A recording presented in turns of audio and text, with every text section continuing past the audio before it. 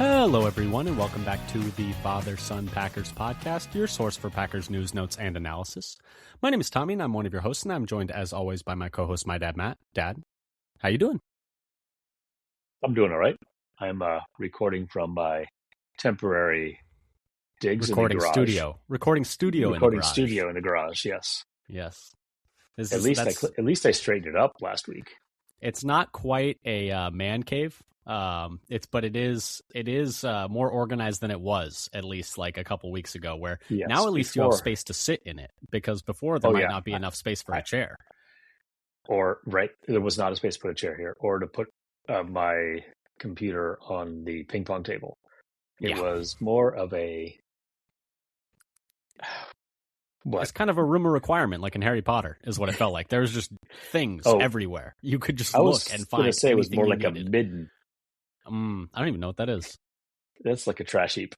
Ah, okay. But it was archaeological terms. It was a mess, but it's good that it's getting cleaned up.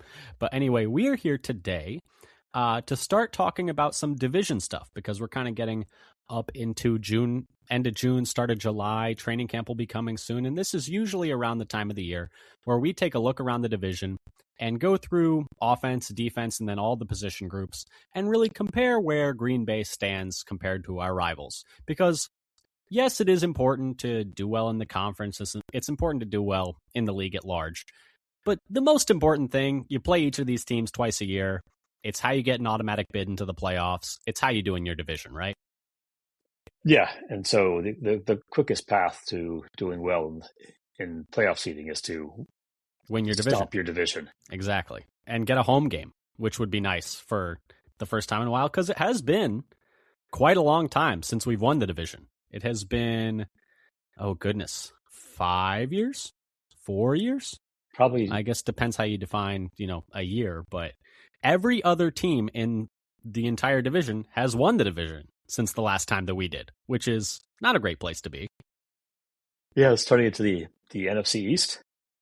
Yeah, it's just getting traded around every single year, which, maybe that means that it's our year. Who knows?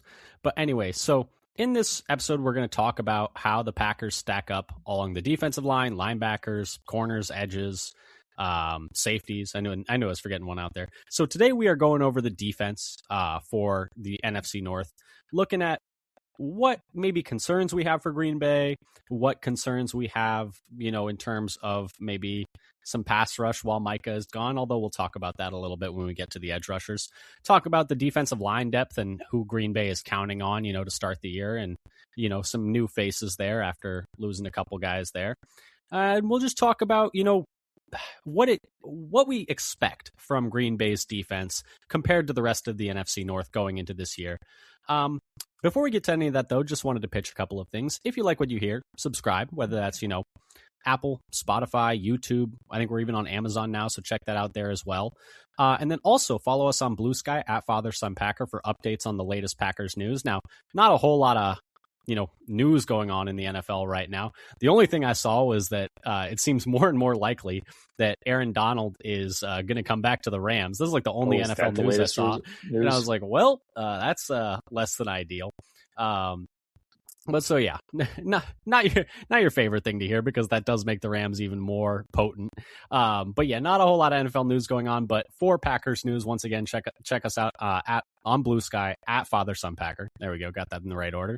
And also, when you subscribe or like or comment on our shows on Spotify, Apple, or YouTube, leave a comment, tell a friend, leave a review as well, because that really helps us out and we would really appreciate that. We do one episode every single week for the entire off season, and then once we get into the season, we'll be doing 2 a week, pre and post games for every single game, so keep the dial tuned there as well. But am I missing anything, Dad? I don't think we have any real news. The only thing that was even tangentially Packers related is that Keyshawn Nixon might hold in, but I don't know. What do you think about that? We can just briefly touch on that, I suppose. I mean, you could say that he's underpaid as a starter.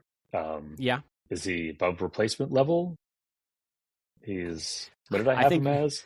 I was going to say, I guess we'll talk about the corners in a second, so we don't need to talk about it too much. But I do think it is interesting that, I see it from both sides, because he is underpaid, but he is also, I think, a guy that is overtaxed as a corner one, I guess would be the nice way of saying it, right?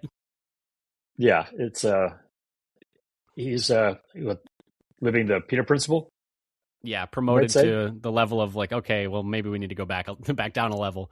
But yeah, I think it was Will D who reported that there are, there was talks about that, but that was from the previous week. But anyway, I guess we'll just get right into it, and we'll start talking about the defenses in the NFC North. Where does Green Bay stack up compared to Chicago, Detroit, and Minnesota? And this is mostly about the rosters, less so about the coaching staffs, because I think there is obviously that component as well, which we can maybe touch on here and there, because is it fair to say, well, I suppose there are a few teams that have, I guess the Lions also have a pretty unproven defensive coaching staff as well. But the Packers are definitely coming into this where I don't know if we really know what to expect from Gannon. I don't know. Before we get into talking about the roster, do you want to talk a little bit about Gannon? Because I think I was not for the hire. I am a bit trepidatious about the hire. I think he mostly capitalized off of the strength of his rosters when he was in Philadelphia. But I don't know. What are you feeling about Gannon after looking at these rosters and looking at these, comparisons on paper? So I will say that I didn't feel like Halfley did that great of a job last year. I do think it was a little overblown. Yeah. And players seem to want to play for Gannon, so that's a good sign. Yeah, I think we're going to be better. That's true. We'll see. I think it's definitely possible. I mean, only time will tell. I hope you're right. But anyway, I guess let's just get into it. And let's start off with talking about the methodology, because we do this every single year. We compare the offenses and defenses of the NFC North teams. But we do that by kind of mostly looking at a variety of different numbers.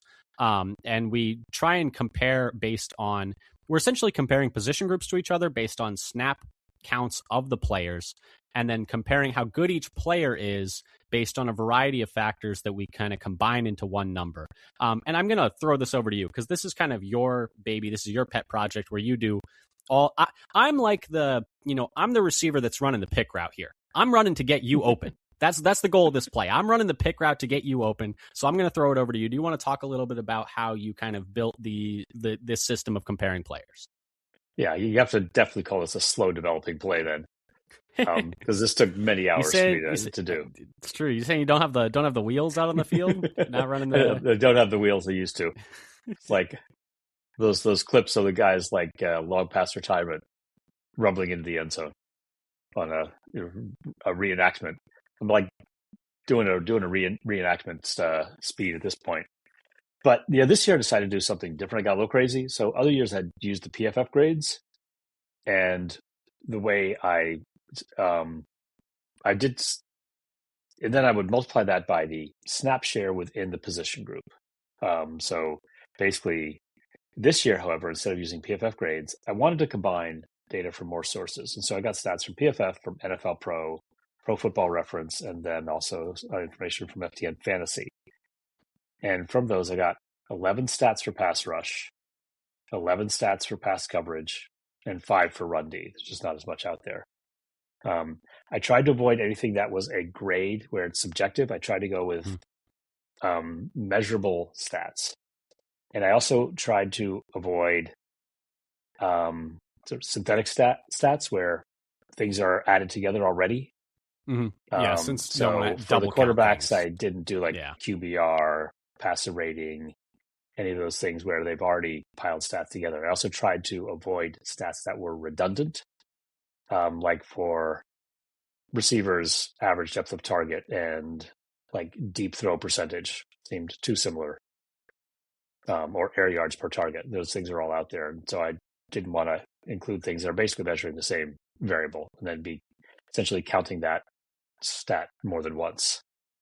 So with all these stats, you end up with things that are measured in fractions of a second or in yards. Sometimes it's like, the differences are tenths of a second. Sometimes the differences are in like 10 yards or something. And so how do you add those together in a meaningful way where they are contributing equally, at least in a way that you can then manipulate? So all of the stats were rescaled from 0 for the player that had the worst performance for that stat who also qualified in terms of having a high enough snap count, and to 1 for the best qualifier. So theoretically, I said, there are 11 stats for pass rush. If you had the best in every stat, you would score an 11 for pass rush, for example. Now, you do get all kinds of crazy wonky numbers for small snap shares. You get like, a guy ran 1 route, caught a touchdown. Yeah, it's going to be an amazing grade, but it's meaningless. Exactly. It's like that. This is the best receiver ever. All he does is catch touchdowns. Yeah, 100% of the time. It works every time. It's even better than 50% of the time. It's even better than Panther or whatever that is. Oh, yeah. Sex Panther. 60% of the time, it works every time. That doesn't make any sense. So then, after getting all of these rescaled to the same kind of range, I then kind of passed them on to you. So I had to do this for every stat for every player. So and the scaler was different for every position group, because the best is going to be much different for a corner compared back, to coverage compared to a safety in coverage, or interior defensive lineman pass rushing. Exactly. Yeah. So those had to be scaled differently for each position.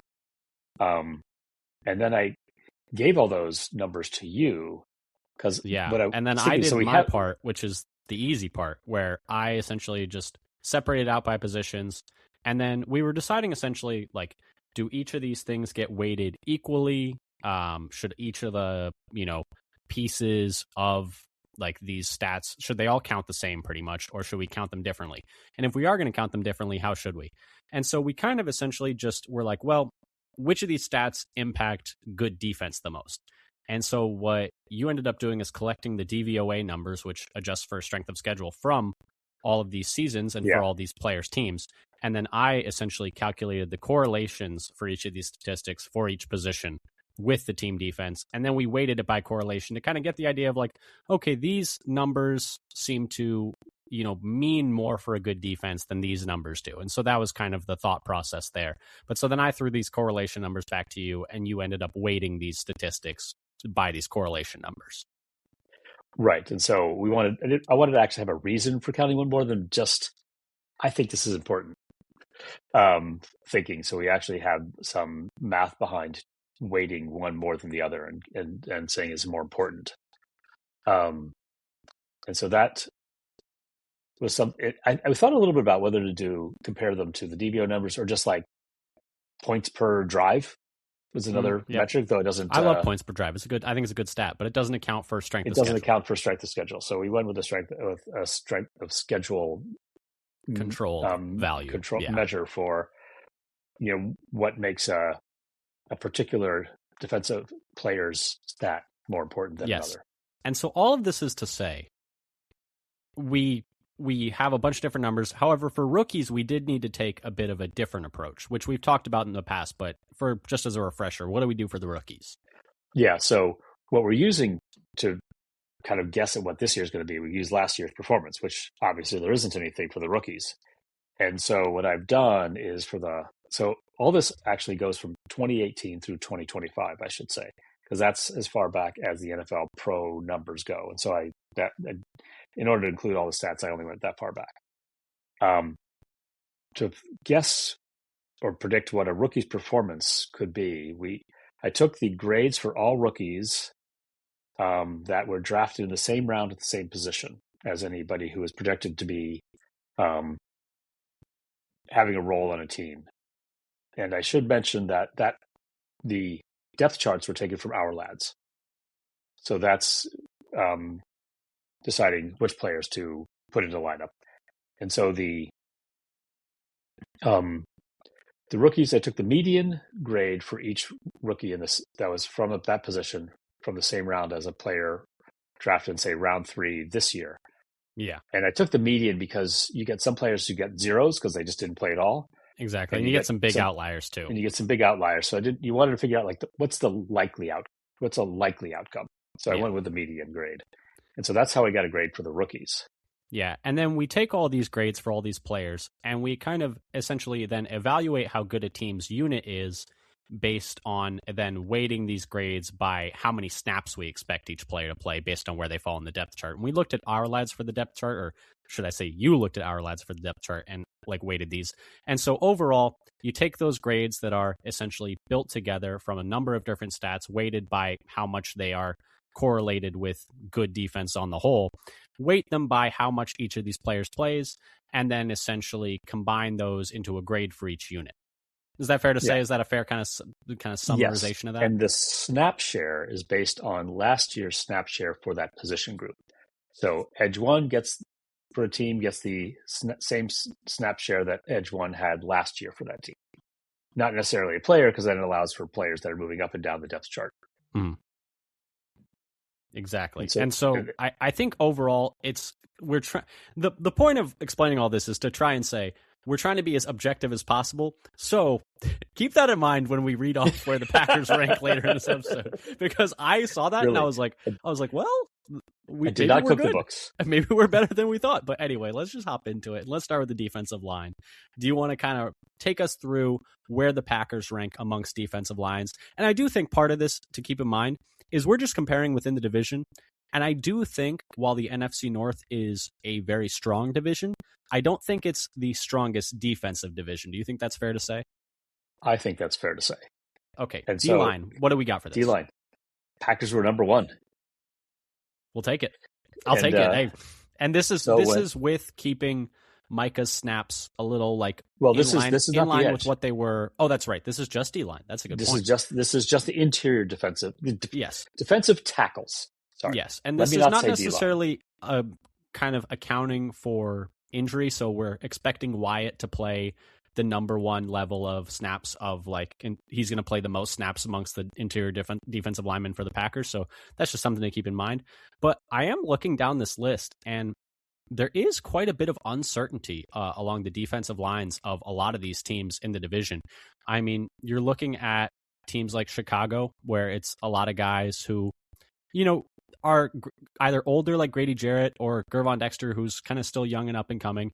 You look at the Vikings, where they're going to be relying on two rookies in Caleb Banks, who was a first-round pick, but then also Dominique Orange, who was a third-round pick, who we liked, but, still rookies. And then you look at the Lions, and they maybe have the most established guys with Lee McNeil, but he's coming off maybe a bit of a down year. And then Tyleik Williams is a second-year first-round pick, so there's a possibility he jumps, but he didn't have a great year either. And then you look at Green Bay, and, Wyatt had a pretty good year last year, and Hargrave, despite Minnesota moving on and maybe deciding he wasn't worth that money, also had a pretty good year last year. Yeah, I mean, Wyatt ended up being this number 16 D tackle, and Hargrave number 24 in the league, and they're actually Wyatt was better in 2024 than that. He was even higher, I think. And then the rookies, you don't expect much. Actually, a first-round rookie on kind of average median is only going to be the 56th best D tackle in the league, and a third-round rookie is 97. And that's out of 100 to 110 qualifiers per year, somewhere in that ballpark, and where I made the snap cutoff. But yeah, so the Packers, because their top two are 16 and 24, that puts them in really good shape compared to Detroit. Their top two are 44th and 77th. Minnesota's are 56th and 31st. And Chicago's are 96th and 35th. Yeah. And that's the thing is, I think a lot of people expected, Chicago to maybe make some additions along the defensive line. Now, they did last offseason, so that's kind of part of it with, bringing in Jarrett. But I do think it's interesting that, here's the thing. Hargrave already a little bit hurt. Wyatt ended the season hurt. I am excited to see them play together. And then I do think this also maybe doesn't necessarily, but we don't necessarily know if we're going to get a full complement of snaps from them. And I do think the other thing to keep in mind is, sorry, actually I have two more things to keep in mind now that I think about it. The other is the Packers, we're not necessarily capturing the idea of roles within the defensive line. Like we don't necessarily have a true nose tackle. And that's kind of a bit of a thing that we're not capturing here, which is that'd be hard to capture, but just something to keep in mind.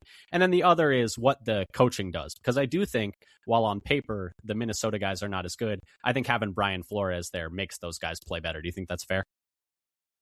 I think that's fair. And one thing I have not spent the time trying to calculate is what kind of improvement or regression you might expect to see as players move from like a second-year first-round pick, essentially, for instance. Right.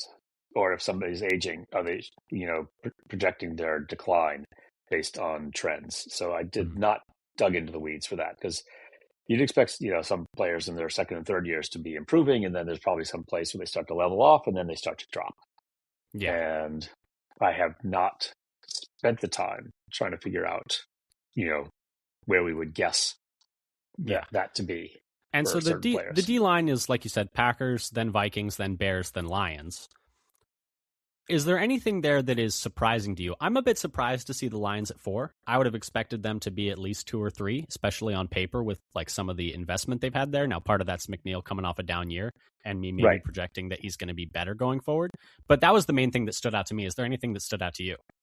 Yeah, I mean, Wyatt is actually the best D tackle in performance last year at 16, and Hargrave is the second best in the division. So that's why they end up on top.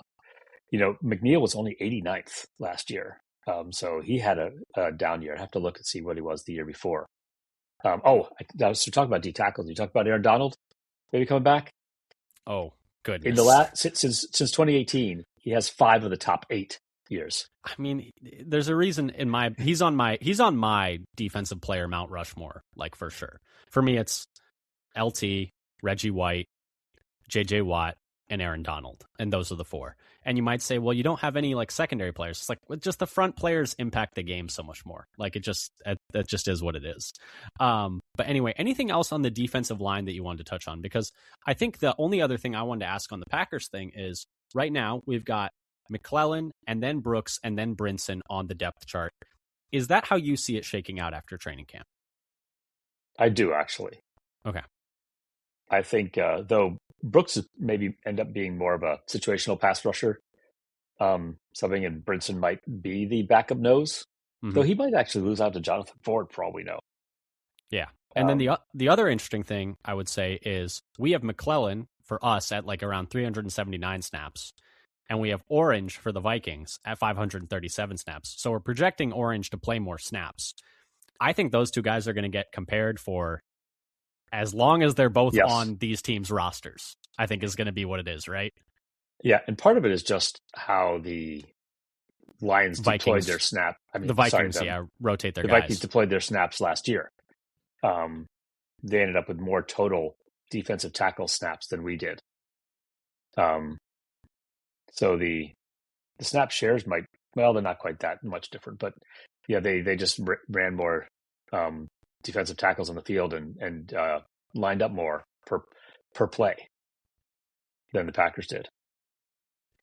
Yeah, exactly. And I think that, I mean, I was definitely of the team that was like, I would have picked Orange there, but we're going to see, because I do think McClellan right away should be, I think, an impact run defender, but we've talked all about that. And if you missed it, we did do deep dives into every single one of the rookies, including Chris McClellan. So if you'd like to go back in the feed, go check those out. And we have numbers for all of those. But anyway, anything else on the D line you wanted to touch on, or should we move over to the edge rushing group? Because this, I think, is also a very interesting spot. Yeah, we can move to the edges. Okay, what'd you have on the edge group? So yeah, Packers number 1 again, but we have the best edge rusher in the group by a country mile. Though Aiden Hutchinson's good. Let's see what that is. But Packers are 1, Lions were 2, Vikings were 3, Bears were 4. This should not come as a surprise to anybody. No, this is kind of chalk, I would say. It's fairly chalk. Is it exactly, the numbers are saying exactly what you'd expect, like just looking at, the general consensus. Right. And in this, you had in the sort of the top edges in the division, Parsons is 3rd in the league. Hutchinson was 15th in the league. This is just last year. Hutchinson was better in 2024. He finished close to the top. Dallas Turner, the best for the Vikings at 33rd. And Montez Sweat, the best for the Bears at 62. So he's like down there in bottom of edge 2 territory as their best edge rusher. Yeah. And then some surprises where LVN was actually 32nd. Yeah, it's interesting how close, because like we have LVN's like composite as like within 1,000th of a point of Dallas Turner. Like that, the fact that they are so tight together, because Dallas Turner was a guy who the Vikings were really high on. A lot of draft people were really high on coming into that draft, and the Vikings moved up for him and traded significant draft capital to go get him. And then he started his career a little bit slowly, but he came on a decent amount last year. And so it's interesting to me that they're probably going to be relying on him a lot. We have like him projected to be their number one edge. And then it is also another thing where Brian Flores uses those edges in very funky ways. And so that's going to be something where like he's probably going to get even more out of them than on paper. I think this makes sense though. And the big thing is just, what does this edge room look like if it's just LVN, Sorrell, and then like DDS, Cox, etc.? I notice as the foremost Brenton Cox fan in the entire Wisconsin fandom, I see you have him as the fourth guy and not DDS. Just wanted to point that out there. I would have had DDS there, but fair enough. And I know you're just going by our lads, but you know, I'm not putting it past you that you cook the books for Brenton Cox. I know his rate metrics are always really good. Rate metrics are his great. Numbers so are always very good. Didn't have enough snaps to qualify, but he fell between edge 39 and edge 40 in the league. So and he's kind of in the middle of being in edge 2. Yeah, and so I think we've talked a lot about the Packers edge room, so we don't necessarily need to focus on it as much here, but it's kind of like we talked about, at least in my opinion. I think the beginning of the season is going to be a bit rough, with LVN having to step into that role. Hopefully he does, but I think that's going to be tough in the beginning. But let's talk a little bit about these other edge rooms, because I talked a bit about Minnesota. It's Dallas Turner and Van Ginkel, which is kind of like, we kind of know what to expect there. The interesting they're both one kind is of also similar, 33, 36, right about bottom edge 1, top of edge 2. Both versatile edge rushers who are able to, drop into space with their athleticism and are used in a variety of different ways, specifically Van Ginkel by Brian Flores. And then they got, Ingram Dawkins, who's like this big, long guy that I liked coming out of Georgia 2 years ago. He's going to be going into his second year. He's an interesting guy. And then Bo Richter, I'm sorry, I'm not familiar with your game. We're only projecting you for about 50 snaps, though. So, and the interesting other one, though, is, Detroit has been looking for a guy to pair across from Aiden Hutchinson for several years now. He's been kind of, he's had help along the interior, but in terms of true edge rushers, he's been more of a like kind of one-man army out there. And so they've rotated guys like, Zadarius Smith. Goodness, what is the name of the guy that was there last? Marcus Davenport. They've rotated a variety of guys there. And now they have a new guy coming in. Pretty high draft capital spent on Derek Moore, second rounder. I think that's going to be an interesting one because, they spent some good, draft capital on that. He's probably going to, I think they would ideally have him as their second guy out of Michigan, bit of a, smaller type edge rusher, more of like a speed guy. But I guess the question for them is like, for them to take a step up, it would be, does he outperform expectations? I think would be the big thing, right? Right. And as your kind of expectation for a second round edge is to be edge 95. So bottom of edge 3 is the average median expectation. So I couldn't tell you the range, like how high and how low they go. It could be anywhere from, maybe a edge 1 to no contribution at all. Exactly. Could be all over the place. And, that's kind of why I'm trying to pump the brakes on DDS as well, because he's, drafted even further back. And I know we were all really high. But clearly better than, of course, definitely. Yes, of course. This lion. I mean, in the redraft, I think, all 5 of the top picks overall are all going to be top half of the first round. Top half of the first round. The Packers drafted 5 first rounders. Everyone knows this. And Trey Smack, the only reason he's not going to be we got our guys at every position. Exactly. We wanted to trade up the Jaguars thing. We wanted to trade up for every one of these guys. Did you see the Jaguars thing where he's like, we got 11 of the 12 guys we wanted at our spots? It's like, well, maybe they're getting overvalued then. But anyway, the last one I wanted to talk about is Chicago, because that was one where a lot of people projected edge rusher to them in the draft. There was, a variety of different like players that were projected to maybe fall to that spot and have Chicago take. They did not end up really taking any swings on edge rushers. They're just going to stick with that group of Sweat, who has been a, productive edge for a while in this league, is a good player. And then Booker, who's going to be going into his second year. And then Odengbo, who they signed as a free agent last year and got hurt last year. They're kind of, I think, hoping for him to step back. What do you think about that plan from their perspective? There's a lot of hopium there, And, because speaking of, we as Packer fans, we're familiar with Hopium. We're familiar with hoping. Yep. Hope is doing a lot of heavy lifting here. They got 3 guys over, ranked worse than 100. Yeah, and we had so it's like the bottom 20. Exactly, and by our numbers, we had both Booker and Odengbo on like kind of a similar level to what we're expecting from Sorrell.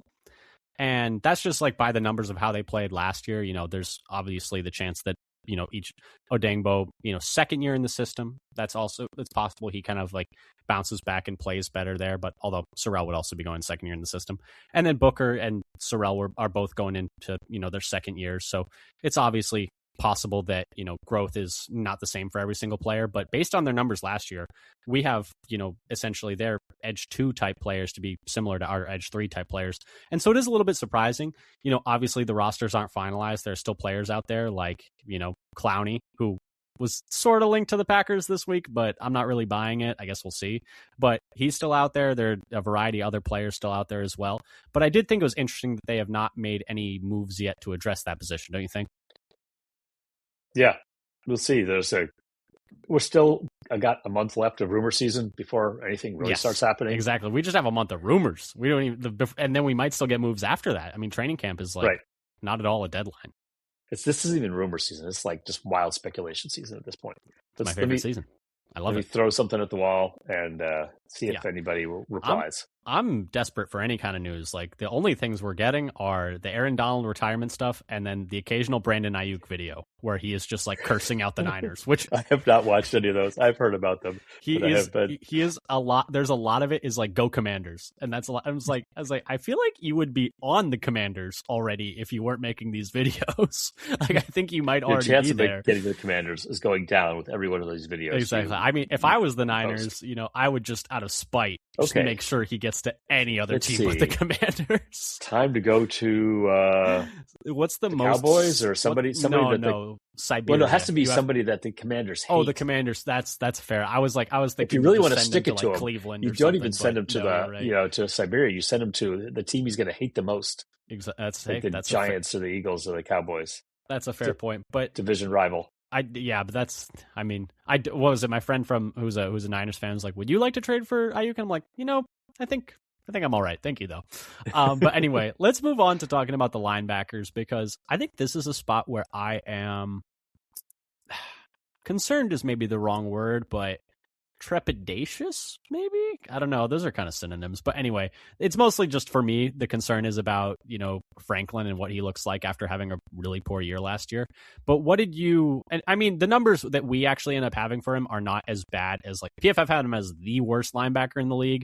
We had him around like 67th, which is like not good, but not terrible. Yeah, that's out of 99. That was out of 99 qualifying. So not good, but not the worst. But anyway, what did we have in the linebacker group? So for the linebackers overall, we ended up second. The Bears were first. We were second. The Vikings third and Lions last. Yeah, I think the Bears, the big thing is, Devin Bush had a really solid year last year for the Browns. I thought all his numbers are really good. And you got to remember, this is a guy who was a former first-round pick by the Steelers, has always had a lot of talent, and, had a nice year on like a short-term deal for Cleveland last year. And we ended up having him as the, 5th graded like linebacker in terms of just like by the numbers. And the Bears bring him in. He's going to play opposite Edwards. And, I think the big thing is that you're losing Edmonds, who had been there for several years now, and you're replacing him. So there's obviously going to be a question mark about, does Bush fit into this system as well? But I think that signing really made some sense. They got some young guys coming up as well. But I'm not entirely surprised to see the Bears at, number 1 in the linebacker ranks. I guess my only surprise is I might have thought that with Campbell, like having he just got that big extension from Detroit. I was almost expecting Detroit to be 1 and then, us to be down at 4th. But I guess, what did you think about how those rankings ended up shaking out? Yeah, I didn't realize just how good the Bears were going to be because Bush was like, he was a fantastic so year. Good for Cleveland last year. So good for Cleveland. But even their depth, like Edwards was 47th. I think Edmonds was also very high last year, but they lost him, but replaced with Bush. But their depth guys, DeMarco Jackson had graded out as a great year, and even their kind of fringe guys, Hippolyte is a fantastic name. It was like I mean he's a young guy, part-time role type guy, but I think he did well in his like limited snaps. Yeah, and Campbell though did well. He was like the second best off-ball linebacker in the division, only behind Bush. In terms of coming in this year, he was 16th in the league. The Packers didn't have anybody who excelled actually. And there's always the case that like Bush was really good in Cleveland, which is a really good defensive system with Jim Schwartz. And the joke has always been with Jim Schwartz is the Shanahan systems. The goal is always to trick the linebackers and make the linebackers wrong, right? And make the linebackers like think too much and go the wrong way. It's like the Schwartz thing is like, you linebacker, you are going that way. You don't need to read anything. You are going that way. That is all you need to do. Someone else will take care of everything else. You are just straight line that way.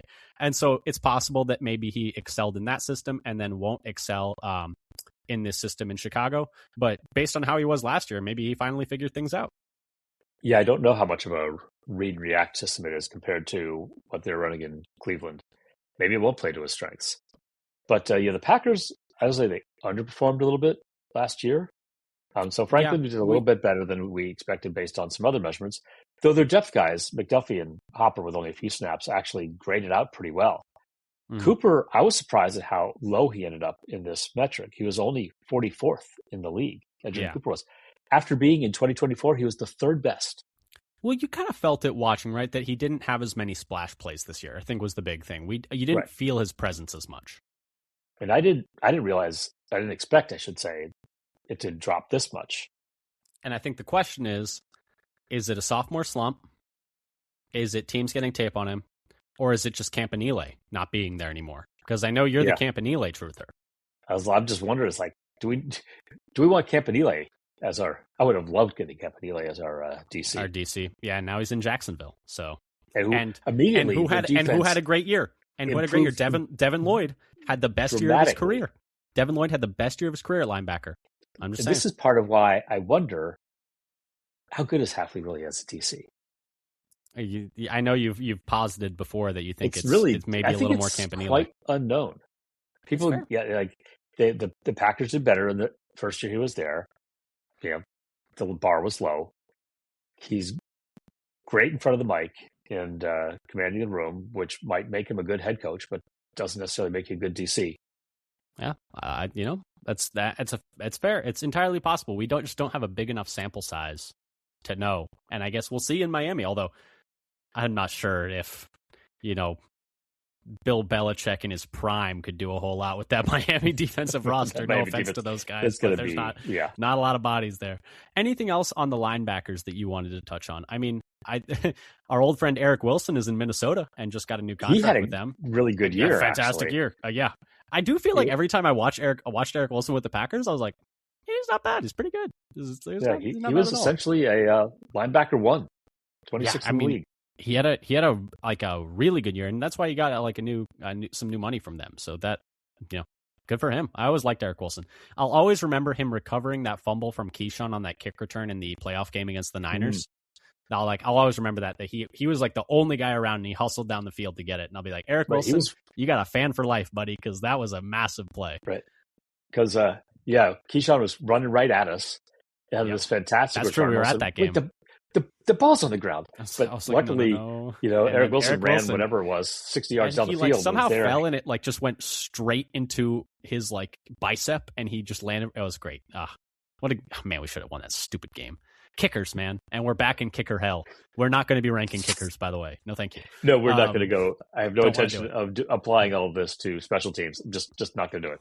Let's move over to corners. The position of ire for many Packers fans. So the Packers were not the best, but they're also not the worst in the division, which not the worst shouldn't surprise anybody because there's some rough corner patches out there. That's true. That's the other thing is when you're looking at it, it's kind of the whole division doesn't have great defenses. When you really that's the thing is you look around and it's the Vikings defense is obviously very good, but I think there's questions on how much of that is roster and how much of that is coaching, with Flores just being one of the best defensive minds in the game. But then you look at, Green Bay, Detroit, and Chicago. Chicago had a really poor defense last year and really just stayed afloat on getting timely turnovers, which is a skill, but it's also a little bit noisy. And then Detroit, it was their first year with a new DC after Aaron Glenn went to the Jets. And, you could say they struggled as well. But anyway, for the corners, you might be surprised at where we rank, listeners. It's second, but it's more about the other teams in the division having bad corners. Yes, the Packers are second. The Vikings are first by a landslide. Yes, which is not surprising. Way ahead. And the Packers finished just barely ahead of the Bears. And then Detroit is terrible. Yeah, and I think the Bears also are hurt a little bit by, they had some injuries in the secondary last year. Johnson missed some time. Kyler Gordon missed a chunk of the year. And then when they were playing a little bit banged up. So, basing how they're going to play this year on last year, I think there's something where maybe you, like, in the context of how they played last year, you could project a better, like, play for them this year. And you could argue, I would probably argue that I would have, like, the Bears ahead of the Packers if I was, like, trying to like do that and account for those things. But based on how they played last year, it did not always go great for them. Yeah, I'm giving some props to St. Just, who I've put into the starters here. I'm projecting. I think he's better than people are giving him credit for. I really do. He was the 41st best corner in the league last year by this. Mm-hmm. Nixon was 70th. Also, Nixon had his best year last year. He's improved actually each of the last 3 years. So this year is better than last year. Last year better than the year before. That game against the Commanders in week 2, when he had like 5 pass breakups and he was able to just key on everything. That's the thing. I don't think our corners are as bad as people think. I just think there was just no pass rush, and I don't think there are many corners in the league that could hold up in those scenarios. But I've given this rant before, so I won't give it again. Yeah, Bullard was 60th best. So essentially our snap share adjusted grade is about the equivalent to the 60th best corner. The Vikings, how high would theirs be? Higher than ours, that's for sure. Because it's like, are they on snap share average a top 10 corner across the group? I don't know if they're quite that high, but it's up there because they play really soundly, and that's another thing, like we talked about. Flores, someone please hire Flores as a head coach. I'm getting sick of playing this guy twice a year. Yes, it's only going to get him out of the division. I was going to say, can someone hire this? Weren't the Steelers supposed to hire Flores? Wasn't he the favorite to land that job, and then they hired McCarthy? What happened there? Can we rewind that? Can you stop blackballing this guy, please? Yeah, exactly. But I do think, and the Packers and Bears are quite close together. And then, so there's the Vikings, pretty big drop. The Packers, then the Bears, and then a huge drop down to the Lions, who's with Terry on Arnold getting cut, Yeah, their grade now is somewhere in the vicinity of. It's like on average the 15th worst corner in the league. Yeah, it's going to be tough out there because you're looking at their roster and DJ Reed is one of their corners. He's almost 30, so he's that's by far the best. And by far their best. And then they just cut Arnold because of the off the field stuff. And then McCreary, Rakestraw, Rock Ya-Sin. It doesn't exactly. And I'm sure they're going, okay, well, St. Just, Valentine, Nixon, like there's what was it? As my buddy would say, 2 cheeks of the same ass. But anyway, but no. So it's I think they're probably going to be looking to add a piece, you'd imagine, and trying to add some more competition there. And the other thing is, we don't exactly know, we have high hopes for Cisse, but is he even going to crack the rotation? Right now we have him as the first backup on the outside, and we have St. Just as a starter, which I'm excited for St. Just. But anyway, I think there's obviously a chance that Cisse, jumps into that spot. And I do think if he does, there are going to be some growing pains. I think it's going to be very high variance. And I think that that's something to keep in mind, is that rookie corners are usually not very good. And I even remember even Jair, his rookie year had ups and downs, and then he had that amazing game against the Rams when he was guarding Brandon Cooks. Like, oh man, that was so much fun. I'm just reminiscing now. But anyway, I've fallen into a rabbit hole of nostalgia. Anything else on the corners you want to talk about? Because, like I said, I think my main takeaways were, like I said, our corners are not as bad as people think. I still think I would probably, if you gave me the choice, I'd take the Bears because I think a lot of their numbers from last year are depressed by the fact that like Jalen Johnson and Kyler Gordon were playing hurt for good chunks of the year, and those are like their two best corners. But also Kyler Gordon has unfortunately, struggled to stay healthy before, so that's unfortunately something that's baked in at this point. But should we move over to safeties and start, wrapping things up with the last piece which, if I had to guess going in, you'd guess the Packers have the best safeties, but is that the case? It is indeed the case. Packers were the best, then followed by the Bears, then the Vikings, then the Lions. So, and that was with McKinney having, a down year comparison. So last year he was the 11th best safety graded, and in 2024 he was 4th best. Yeah, but I'm kind of expecting a bounce back from McKinney because if you remember in the offseason last year, he had that calf injury that really, he missed most of camp with. And so I wonder if that kind of bothered him throughout the course of the year, and maybe this year we'll get a fully healthy McKinney and he'll, be back to being a more impact player. I'm also interested to see how the new coaching staff uses him because specifically Bobby Babbage, when he was with the Bills, had a lot of weird stuff going on in the secondary, and I'm excited to see what he does with this group. Yeah, I think there's a lot of interesting possibilities here to get from the group. I think Evan Williams is looking like he could be a future star. He's, after a second year, he is essentially, top of safety 2, or, kind of close to the edge of being so good. Bottom of safety 1. We've got a guy who's like competing to be the top safety 1, the guy who's like the top safety 2. We really didn't use much else, so I was looking at that. We only really played 3 safeties at any significance, counting Bullard as a corner, which is mostly what he did anyway. Yeah, and I will say, there's always the chance that, we talked about Edgerrin Cooper, had a really good year, and then Campanile left, and then he, didn't play quite as well this past year. There's always the possibility that Evan Williams is looking really good because Hafley's really good with safeties, right? Like that's on the table. Yes, that's kind of his calling card was defensive backs. Could say that McKinney had played great under Hafley, Williams looking good. Even Keyshawn had his best years of his career. Exactly. And the other thing to keep in mind is not only did Hafley leave, but Ryan Downard, who had been the defensive backs coach from 2023, 2024, 2025 with Green Bay, is now in Miami as the secondary coach. So he left as well. So, it's not just Hafley. It's a couple different, pieces going out, which might end up affecting, the corners like we were talking about earlier, but the safeties like we're talking about now. But anyway, I think it's fair to say, on paper, the Packers have the best safety duo in, the conference, or sorry, not in the conference. Well, maybe in the conference, but in the division specifically. How does the rest of the division stack up amongst the safeties? Yeah. So as I said, they had, the Bears were number 2. And for their safeties, it comes down to like Kirby Joseph was really good, 7th best, and Branch was also good at 37th best in the conference. And even their backup safeties didn't they're in the 80s, so they're quite a bit lower than some of the other backups.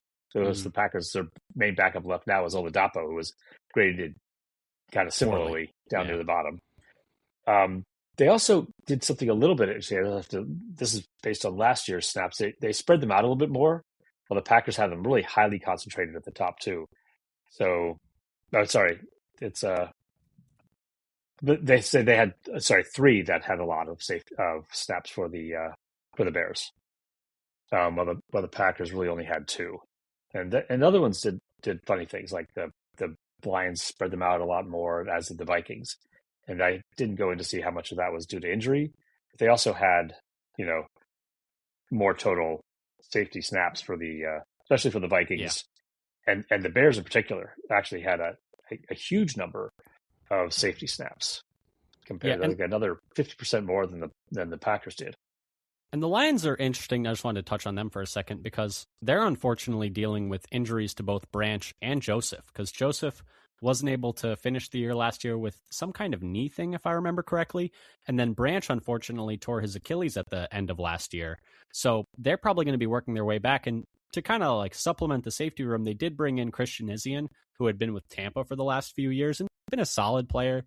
He plays some of his time. He played about half of his time. Actually, he really split time between slot, free safety, and the box. A very kind of versatile safety. His first year in the league, though, he did play mostly in the slot, and then the past few years have been more of a split. So a bit interesting to see how they're going to use him. I'd imagine as a true safety, just because they are probably going to want to, get Branch and Joseph back, pace them and probably have them on a snap count. So that's going to be something interesting. And then the other interesting piece that I thought, was something to look at is, the Bears' big change is having Thieneman in round one and then also bringing Kobe Bryant in as well. They've pretty much completely redone their safety room from last year when it was Byard and I am blanking on his name, the safety who was heavier hitter, struggled with some concussions, and now I am struggling to remember his name, but I'll look that up. Do you think, because last year those guys, Byard specifically, forced a lot of turnovers. Do you think if you were, the Bears front office, would you have stuck with those guys who played well in this system last year, or would you make this change to Bryant and Thieneman and kind of rebuilding? And Thieneman was a guy that I was really high on coming out of Oregon. So, good player. A lot of draft people liked him, thought he was like a very solid pick in the 20s there. But what were your thoughts on them remaking their safety room? Yeah, I mean, maybe they also agreed that some of the stuff they were doing on defense was not reproducible and there was going to be regression. And so they tried to get ahead of it. Yes, and Jaquan Brisker was the name of the player that Brisker. I could not remember. Yeah, so it could be that they think like all the turnover luck they had, et cetera, was not going to be sustainable, and and the players were not quite as good as they seemed, and so they decided to change personnel. I mean, Bryant played pretty well last year. No, Bryant's a good player. And they have decent depth, actually. Their third and fourth safeties are actually played pretty well as well. Didn't grade that much. And if you're not familiar with Kobe Bryant, he's been on Seattle the last 4 years, so that's probably all you need to know. He's been part of that kick-ass defense that's just been putting the clamps on pretty much everyone. So, he has experience playing in like a very strong defense. And, you never know if, leave that ecosystem. Are you able to, keep that up, or were you being made to look good by, all the pieces around you and maybe, I think probably still a good player, but maybe he's not quite as good as he was in Seattle. That's obviously on the table. But yeah, so I think the safeties are interesting because I'm actually expecting a bounce back year from McKinney personally, but I think Williams might have a bit of a lesser year just because I think the change in the coaching staff is going to be more difficult for a younger player. Yeah, one thing I should say about these grades is the Packers were significantly better than the other three. And the other three teams are very tightly clustered. About what are they? They're like 10% lower as a grade than the Packers. The Packers grade is probably the equivalent to like the 20th best player, and the others are more like where would they fall? Is there anybody who can guess? Maybe around the 50th best player, a little higher, but. Yeah. But anyway, so that does it for the safeties. Should we kind of, drum roll please, what is the summary saying? Remember, we're trying to be as objective as possible, so it's not our fault that it says the Packers are going to be good. I think, looking at this model, and obviously this doesn't take into account the idea of like Micah missing the first half of the season, so keep that in mind as well. But what does the summary of the, all these position groups together say? Right. So part of this, I also didn't, I decided to look at it as what we could expect maybe to have by the end of the year, because we also which defenses are going to be their best at peak strength. Because I included, Branch and Kirby Joseph as well for the Lions.